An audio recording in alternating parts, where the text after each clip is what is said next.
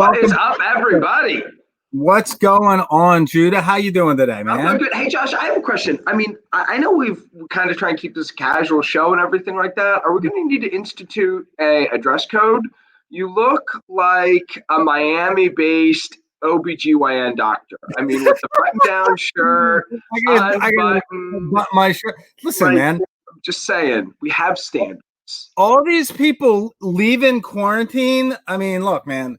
I'm quarantined here. Right? I'm going to stay quarantined as long as I possibly can. I think this is like the way to go. But Outstanding. yeah. Well, hey, listen, everybody.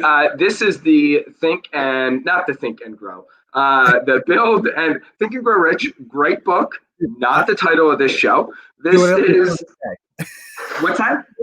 I make a mistake once a day at least. Right. Yeah. This is the Build and Grow with Real Estate show. Your hosts are Josh Weidman, right over there, the Miami-based doctor, and myself, Judah Hoover. And I am an executive with Slate House Group Property Management. We want to list houses for you. We want to help you find and buy houses. We want to be your property manager, whether it is anything to do with commercial, residential, 1 unit, 2 unit, 18 unit, and above, whether you're looking for yourself or whether you're looking for a primary residence or an investment property, we are here to help. Yeah. Awesome. My name's Josh Weidman. I am a hard money lender here in Central PA with Hard Money Bankers. We lend in all over Pennsylvania, New Jersey, Delaware, Maryland, Northern Virginia, and DC. So if you have a project that you're looking to get funded, give me a call. I'm happy to help you in any way that I can. We are a direct lender. We're not going to broker this out. That means that we are able to get you approved on the same day that you contact us. And once that happens, we can close within 24 hours. So move pretty darn quickly. Here at the Build and Grow with Real Estate show, every day we're here at noon. And what are we talking about? I mean, every day we Monday, Tuesday, and Wednesday, we do some education. We dig into a little bit of the news and, daily goings on across the country. And then on Thursday, we typically have a guest that we bring in.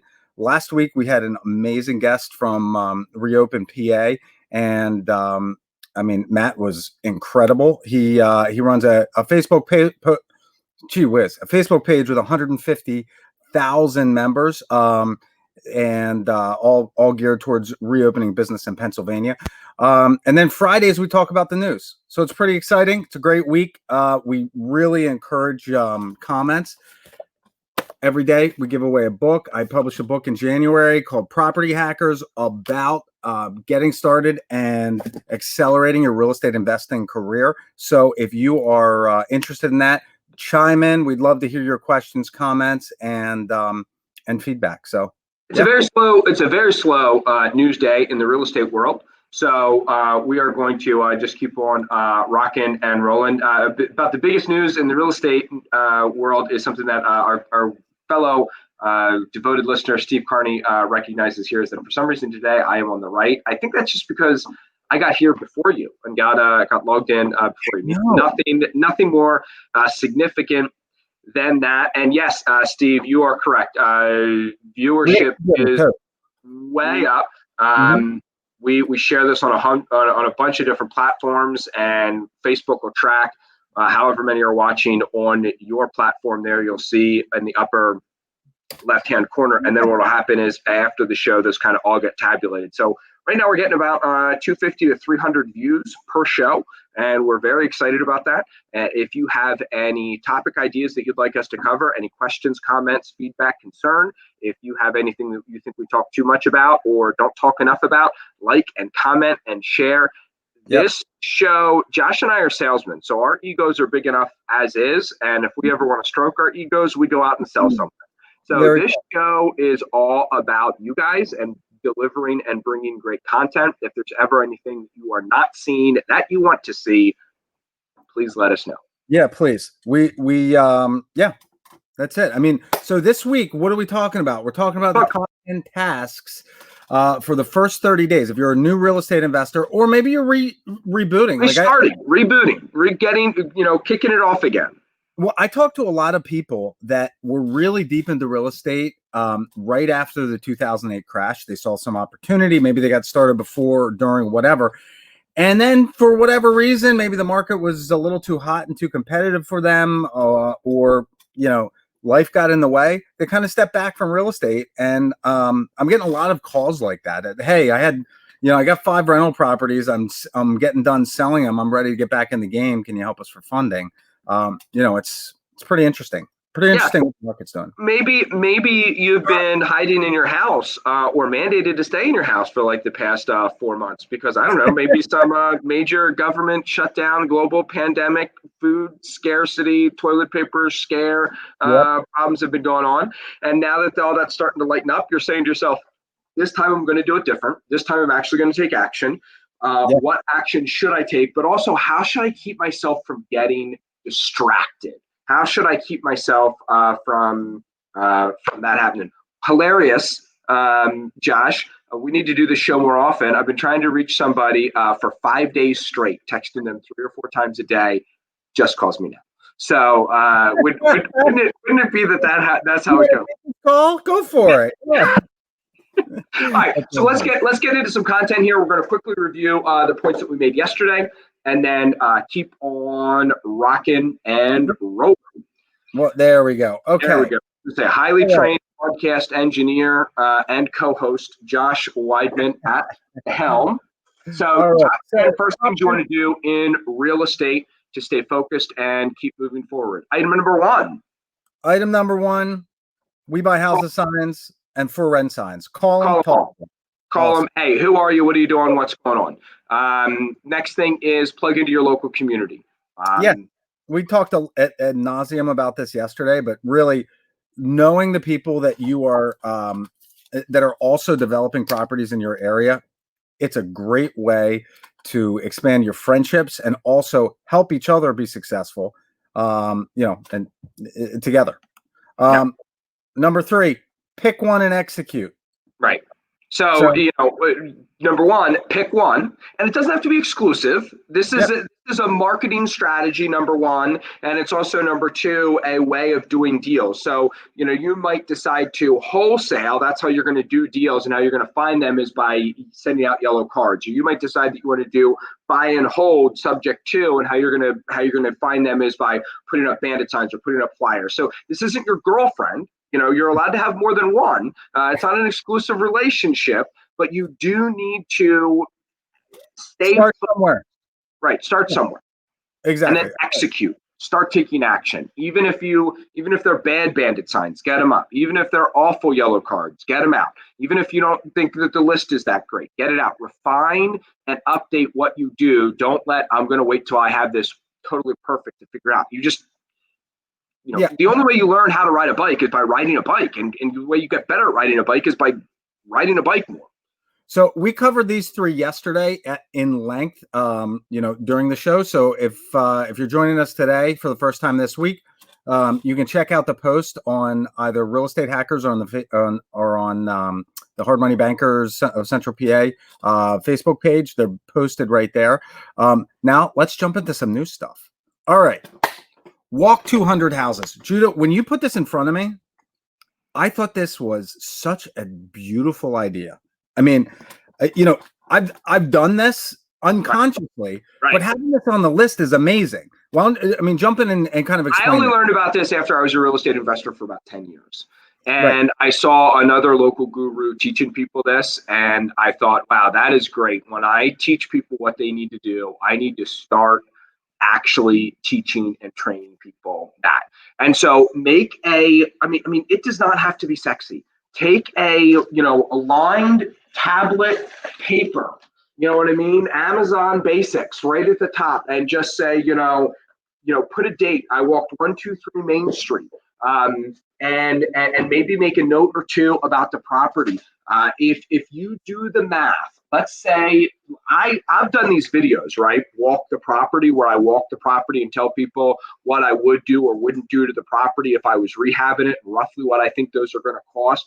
You should be able to walk in and out of a property in about 30 minutes when you're getting started. You should be able to get that down to 15 to 20. So let's say it takes you half an hour to walk a property, right? So, and let's say you walk 3 of them after work, and let's say it takes you half an hour to move between them. You know what I mean? You can walk 3 hours and an extra 2 hours a day. Let's say you do 1 or 2 and an extra hour a day. If you walk 2 properties a day, Monday through Friday, right? That's 10 properties. And then if you walk, let's say 3 on Saturday. So what is that? That's 13 properties a week, 13 properties a week times 4 weeks a month. That's 52 properties in a month's time. So you should be able to walk this many properties in about 3 to 4 months. You should be able to knock that out. Well, yeah, and it's not going to take you 10 years to walk 200 properties. You know what I mean? That's the point of me. The why is the really important part. So learning your market is such an essential part of this business. It's not like, I'm sure there's other businesses that are similar, but it's very, very, very selective. You can go from one neighborhood to the next neighborhood and have differences of hundreds of thousands of dollars. And if you're in an urban environment, you can have a switch of 200 grand going 4 blocks. So it's really important to understand what goes into the difference between 2 different properties and why one runs for 1,500 and the other one runs for 600. And why, so what are you looking for when you go into these properties? First of all, you're going to look at the property type, pretty simply. Is it a row house? Is it a townhouse? Are we talking about colonials, split level, bi-level, whatever? Take a look at them. And, you're going through either rentals or for sale listings, right? I mean, that's the idea here, at least in the beginning. Yeah, absolutely. So that's exactly what you want to do. But I also think that it's a good idea to walk some charter homes, new development properties, and just look at what type of faucets that they're using, what type of backsplash they're using. If you can look at the design elements that are in a $450,000 house and then incorporate them into a $165,000 flip, that $165,000 flip is going to feel like a 190 flip or a 250 flip. Does that make sense? And you can do little things like that. Okay, so as an example here, all right, you see these HGTV shows where they just blow these houses out. And, it's like the woman who sells flowers on the street and her husband that, I don't know, he collects bottle caps for a living. They're moving into $1 million house with a $12 million development, budget, right? Well, okay. In reality, you're not going to be able to create that $400,000 or $500,000 or $600,000 finished product in a property that is going to be worth $150,000. But you don't have to. Right. These you see, I'm sure you've seen these rainfall shower systems and things. Right. I mean, right. You can spend $10,000 on these things, or you can order something overseas, have them shipped. And I mean, I found this unbelievable shower system. If you were buying it at a kitchen or bath store, you're talking at least $2,000-$3,000. For $300, I got this thing with 6 jets, a 12 by 12 LED shower head that it connects to the ceiling, and it's got a shower wand.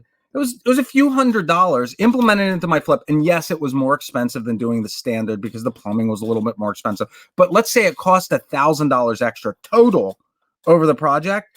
It gave me easily $10,000 to $15,000 in value from that. Right, because you've got more people looking at your property. You've got more people writing offers on your property. You've got more people writing more competitive offers on your property. So a lot of those little sizzle features, they don't really make your property sell for more, but they will help it sell quicker and with less contingencies. So when you're walking properties, you're looking to number one, learn your market and learn the goods and bads and the good streets and the bad streets, and just kind of figure out, you want to be in a market. You want to walk 200 properties in, Lancaster County. Like you want to walk 200 properties in the capital region. You want to walk 200 properties in York. Like these are markets. Like you want to be in your market and walk 200 properties that are for sale or for rent or new construction, that kind of thing. And you want to keep track of them and make notes. You also want to get into the basement of each of these properties. You want to look these properties up on Zillow. You want to see, what does Zillow say about what it's going to rent for and what the value is. You want to say, geez, if I was going to paint this property, what would I paint? What wouldn't I paint? In the basement, does the basement, make it seem like it's a scene from It? Or is this basement something that maybe I could finish and make look better? Whether I'm going to make an offer or not, you just want to walk these properties with your eyes open and your mind turned on. And the more you do it, the more you will see and the more you will notice. And then here's the other thing. If you look at something and you see and you're like, what the heck is that? Take a picture of it and then post it on Facebook. Is this termite damage? Hey, I've never seen a hot water heater before like this. What the heck is it? And there's all these things that you're going to see and not understand. And then you take those and ask questions and find out what's really going on. And one of the cool things that ends up happening here when you do this type of thing consistently is that you'll go into a pre-construction house. It's an as-is sale. You'll walk through it and you might not be ready for the renovation, right? Maybe that's not your exit strategy. Maybe you're just not ready to pour into that. But you'll be able to walk around and you're making mental notes and it's like, oh, I do this, I do this, I do this. And then 6 months later, you go back to the house and you see it. It's on the market. It's completely renovated. It's like, oh man, I remember what this place looked like. It'll give you ideas for the time when you are ready for that. So number 4, walk 100 houses or 200. Walk 200 houses. You become a local market expert. And how you become a local market expert is by walking 200 houses. Beautiful. All right. Next one. Pick your spec house. You got a great story on this. Yeah, so this is exactly what I did when I got started. I didn't walk 200 houses, but I knew that I wanted to buy multi-units, 2 to 4 unit multi-units, and so I I asked a realtor. He's still a realtor today. We graduated high school together, and I said, hey, print me out an MLS sheet on everything for sale in Lancaster City that is a 2-unit to 4-unit building, and it was like 70 some properties. And then what I did is I just backed into, okay, if I want this property to cash flow, at a certain percentage, and I just took the rents that were in the MLS. I was like, those aren't going to be right. They're not going to be 100% accurate. I took the taxes that were in the MLS, and I just backed into what I could pay for that property. Can I interrupt you for just 1 second? Yeah. I apologize. I think this is a really relevant comment that I want to address here from our last slide. Yeah. Taz brought this up. Like you're not wasting anybody's time here. When we say walk these properties, I'm not saying call up a real estate agent and say, hey, can you take me out to look at houses with no intent to buy them? That's a messed up thing to do. Right. You will very quickly burn people out. But look for open houses. Look for sale by owners. Look for rental properties that are for rent. You can do that in a number of different ways. I'm really sorry about that. Sorry. No, that's fine. And the other thing to do there is talk with your realtor about what it is that you want to do. Hey, Mr. Realtor, what properties can you get me in that you do or don't have to be there? What properties can you get me in, and I'll buy you a beer afterwards. Hey, I really need to walk 200 properties. Can you help me out? And you probably have a friend or a family member who maybe wouldn't be the best realtor to work with, but they want to walk 200 houses too. You know what I mean? So that they can learn the marketplace. Yeah, you're going to need to network. Remember, these 10 things come in order. The first thing we started doing was calling all the for sale by owner signs, all the for rent signs, and all the bandit signs. If you're doing that, some of those people are going to say, come look at my property. Some of those people are going to be people like Josh. You can say, hey, Josh, you're a wholesaler. Man, I would love to, walk a property with you sometime. Are you ever doing that? Is that something we do? There's the goal is to walk 200 houses, however you get there, by hook or by crook. You know what I mean? Like beg, borrow, and steal to get inside 200 houses. Now that's a broader nebulous thing. What you then want to do is focus on, I'm looking to buy and hold single family homes in the city. I'm looking to buy and hold nice townhomes that are worth between 80 and 180 outside the city. I'm looking to own multi-unit properties. Like kind of narrow down a little bit what you're looking to do. And then, hey, maybe you're looking to flip houses. So ask the realtor, I want anything that's for sale that doesn't say in good condition, or anything that doesn't say like new. I forget what it is now. Shoot, I should know that. But like, there's like 5 things, and they only ever use like the best one. And if it's not like perfect, if it's average plus, average means awful. So anything that's listed on the MLS that is in average condition is probably a motivated seller and would be willing to sell. But so here's what I did. I was looking at multi-unit properties, and I won't go through the math, but I just backed into what I could pay based strictly on a cash flow perspective. And I found deals that way. And I also found, oh my goodness, it looks like North Lime has different rents than South Lime. I wonder why that is. It looks like, when you go west in the city, after about, Plum Street, this starts to happen to rent. So that starts to happen to rent. It looks like if I get an extra, that 3-bedroom, that 3rd bedroom makes a big difference from a 2-bedroom, but adding the 4th really doesn't. Just by me doing the cash flow and paying attention on 76 properties and penciling out the deals, I learned so much about my market. Yeah, it's so true. In addition, it allows you to refine exactly what you're looking for. When I when I was just getting involved with real estate, I learned about direct mail. Right. And my first marketing campaign, I mean, at the time I lived in Philadelphia, and so I was targeting Philly houses. And my first marketing campaign was to like 5,000 Philadelphia houses, one mailing, no focus at all. It was just this smattering, and I didn't get one phone call. I mean, it was such a waste of time and money because, I mean, literally, I hand wrote all those envelopes. I stamped them. I've done that. Oh man, this is going to be great. The reality is you need a really solid focus on the type of property you're looking for, and you need to know whether it's a deal or not when they call.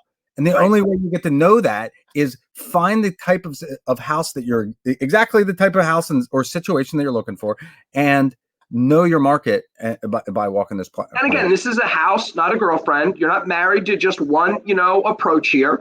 And the other thing that you do by getting this is I learned really quickly ratios. Like, about $100,000 house has about $2,500 worth of taxes. Oh, well, this one is, is $3,000 worth of taxes. I wonder why it's more or less, or should or shouldn't be that way. So for this area, based on what homeowners insurance is and taxes are, I basically need this much rent for this much house, and you start looking for and noticing outliers in those general principles. On that note, there are a lot of counties in Pennsylvania, or a handful of counties in Pennsylvania, where the taxes are exorbitantly high for the county, right? Delaware County is a perfect example of this. But I know investors that they know how to walk the system through to get those taxes reevaluated. So if you know that the taxes are really high on a property, and it's going to make a lot of people kind of shy away from that house, it gives you an advantage to get a lower price point on your offer, and then renegotiate those taxes based on the sale price, which is lower than average anyway. So, and the best thing about renegotiating taxes is if you save, let's just say you save, $300 a year on taxes, that's residual income. You do the work for that the first year. Now, the taxes are going to continue to go up every year, but the $300 less than what they would have been otherwise. In my investors club here in Central PA, we have David Krulak speak on this every year or two, and just walking people through the tax renegotiation process. Yeah. All right. Number 6, get your financials straight. Yeah. I call this, get your financial house in order. I think that it's really important not to do this too soon in the process. Otherwise, you will lose track of it, but it is also critically important that you do this. I think that if you get I mean, you need to know. I remember one time thinking that my fixed monthly expenses were $4,000. I found out that they were actually $6,500. Yeah. And I was just shocked, you know what I mean? Because I had a big income that fluctuated and I just didn't really need to watch my monthly expenditures too much. But let me tell you what, I really tightened down really quickly. This time last year, I went and did a forensic audit of my budget and really dove down and categorized some things and stuff like that for a 3-month period. I watch what I spend and I budget certain things, but I really, spent out some things.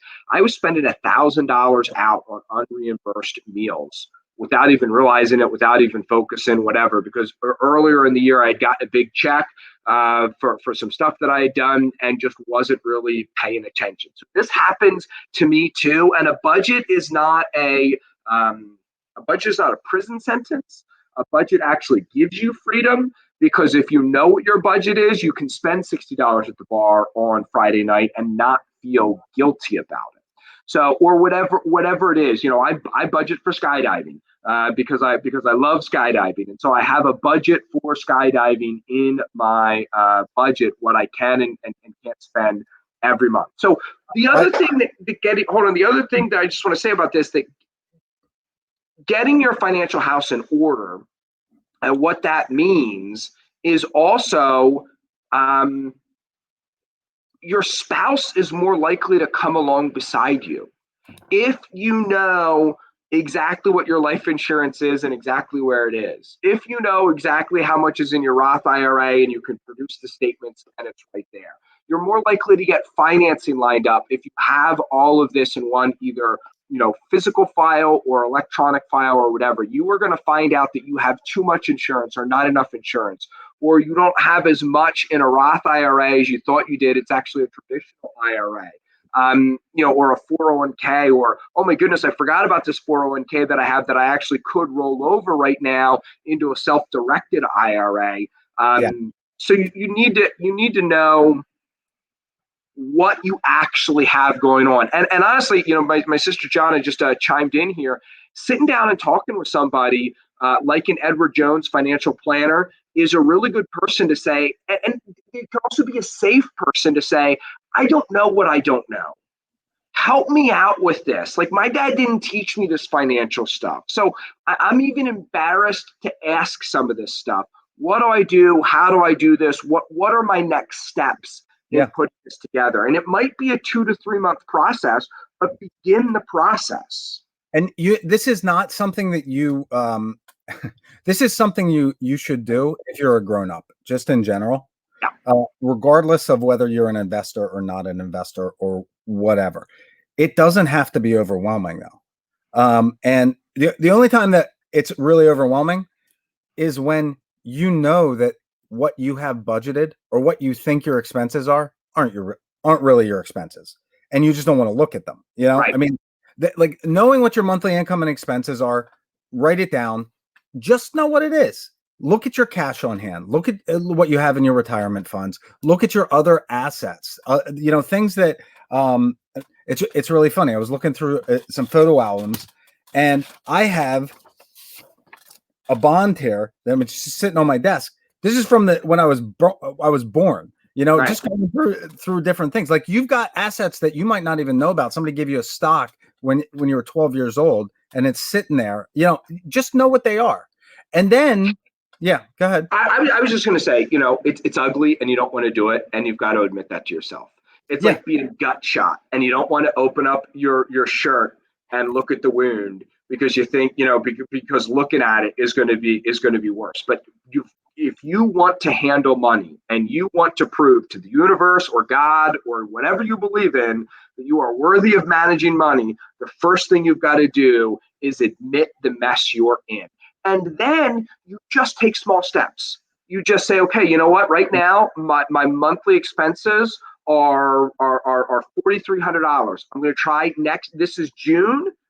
For July, I'm going to try and have my expenditures down to $4,100.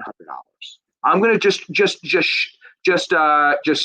slice what you can off of it, and do a better job categorizing and look at what needs to be canceled. And hold on a second. This isn't necessarily a this isn't just if you have bad financials. Like, Right. you have to do this regardless. And then from there, once you know where your baseline is, you know where you're starting, now you can go into, here's where I want to be. And oftentimes people start with where they want to be and forget about where they are. And I mean, it's nice that you want to go to Hawaii, but it really, the track really matters depending on if you're in Australia or if you're, in Pennsylvania. Like, the journey is going to change. So you need to know where you stand today before you can really project out where you want to go. Also, condensing all of those accounts is an important thing. Like you might have, $1,100 over here and $1,300 over there and $800 over there, and whatever in just like miscellaneous stocks, bonds, and mutual funds. If you kind of liquidate some of it, take a penalty on some of it, do whatever you got to do, but get it all like together, you might have one account that has $6,000 or $7,000 in it. And that's going to look a whole lot better than spread out across all over the place. It's going to be a whole lot easier to track. It's going to be a whole lot easier to have a defined plan for. It's going to be, you're going to look more intelligent on your financial planning for banks and private money lenders and other things like that. When you're one problem that I think that people have is that oftentimes we talk about, when we're planning, once you've got your baseline, right? Once you're planning on where you want to be when at some point in the future, oftentimes we pick a point that is not really in the foreseeable future. We start with like, oh, in 10 years, I want to be here, or in 12 months. Well, there's a lot of days that happen before that 12 months. Whereas if you can put short-term goals, 1 month, 2 weeks, even, it's like, look, in the next 2 weeks, I got to identify $200 worth of stuff that I can take out of my budget for next month. Or in the next 30 days, I want to find one property that I could buy or would buy. Not necessarily, will, but could. You put down some projections for 1, 3, and 6 months to start. Once you get to 6 months, start again and go 1, 3, and 5 years. So get a piece of paper, list your assets on it. List your liabilities. On the other side, list your income sources and list your fixed monthly expenses. Worry about, just start there. Worry about, okay, well, it looks like I have $500 to eat out. Like step number 2 of a budget is after you have your fixed monthly expenses. What are the things that you have automatically coming out, or the checks that you absolutely have to write every month? Do not get complicated about this right away. Just take some action on it. If you want to lose weight, the first thing you got to do is get on the scale and look at that big ugly number. And there's so many people who they want to lose weight and they're afraid to get on the scale. You've got to actually do the work and put this together and then say, okay, what baby steps can I take to make this better? And if you are constantly looking at it and constantly saying, how can I make this better? How can I make this better? It will get better. All right, Judah, you want to go through one more? Because I do want to go through one more. Yep. I think the next one plays in really well here. Yeah, I do. The last thing on my list, or on our list here, was take stock of your assets, and this has nothing to do with your financials. Right. This is all about your personal strengths and your network and your knowledge and all of the things that go into you that have nothing to do with money, but that are really, really valuable. Right. And it's important to know what your strengths and what your weaknesses are. So I'm a salesman. I'm gregarious. I'm outgoing and things like that. When I look at marketing opportunities and when I want